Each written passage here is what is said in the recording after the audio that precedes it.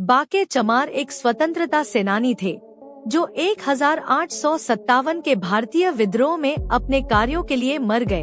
उन्होंने उत्तर प्रदेश के जौनपुर जनपद में ब्रिटिश ईस्ट इंडिया कंपनी के खिलाफ प्रारंभिक कार्रवाई का नेतृत्व किया। ये है बाके चमार हिंद के लाल। जब एक आना की 2 गायें मिलती थी तब इन पर 50,000 का इनाम अंग्रेजों ने घोषित किया था। 1857 की क्रांति में जौनपुर क्रांति के मुखिया, जिन्हें रुपए की लालच में मुखबिर ने पकड़वा दिया, अपने 16 साथियों समेत फांसी पर लटक गए थे। जौनपुर को गौरवान्वित करने वाली इतिहास में गुम कहानी इनाम पूरे 50,000। कितना इनाम रखे है सरकार हम पर? पूरे 50,000 सरदार। यानी यहाँ से 50 कोस दूर जब कोई बच्चा रोता है तो माँ कहती है सो जा बेटा, नहीं तो गब्बर सिंह आ जाएगा। ये डायलॉग सभी ने सुना ही होगा और सलीम मियाँ की कलम की कारीगरी पर खूब ताली भी बजाई होगी।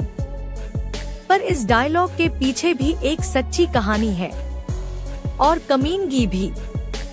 दरअसल हिंदुस्तानी गर्व की एक लोकोक्ति को सलीम ने उठाया और एक क्रूर डकैत के किरदार के मुंह में रख दिया। जानते हैं भारत के आज तक के इतिहास में सबसे बड़ा इनाम किसके सर पर रखा गया? अगर मैं आज 165 साल पहले की उस 50,000 की रकम की कीमत निकालूं तो आज बैठेगी करीब 30 करोड़।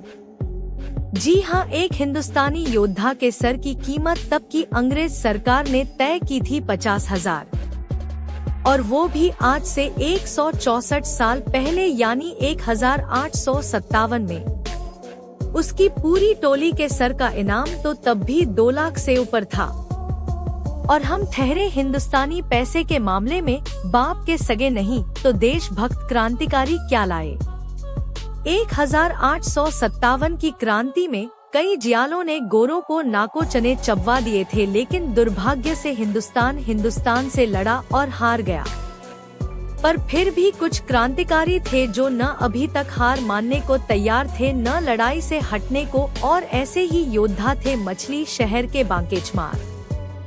जौनपुर के इलाके में बाके का अंग्रेजों पर खौफ तारी था।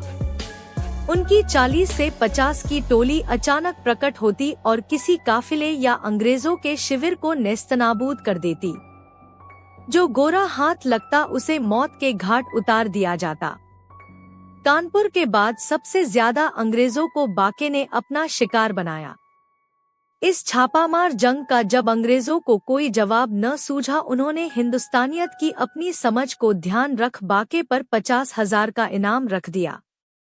अब उस समय की दुनिया का ये सबसे बड़ा इनाम था। जब ये खबर बाके तक पहुंची वो हंस पड़ा और उसने ऐलान किया कि आज से 50 कोस के दायरे में कोई अंग्रेज जिंदा नहीं छोड़ा जाएगा।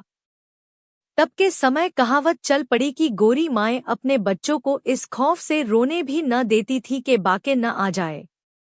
खैर, आगे वही हुआ जो होता आया। इतने बड़े इनाम के लालच में स्थानीय जमींदारों ने बाके की मुखबिरी कर दी और धोखे से गिरफ्तार करवा दिया।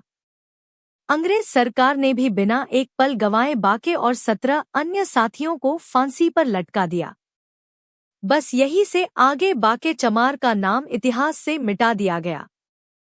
न किसी नीले वस्त्रधारी महापुरुष को कभी उनकी याद आई, न यूपी के किसी दलित नेता नेत्री को, और न ही किसी कथित आर्मी को। अन्य किसी की बात भी क्या करें। न बाके की कोई स्मृति बची, न इतिहास और न वो कहावत। उस 50,000 के इनाम की कहानी जरूर ब्रिटिश राज की फाइलों में रही और वहीं कहीं से उसे पकड़ लिया सलीम मियां ने।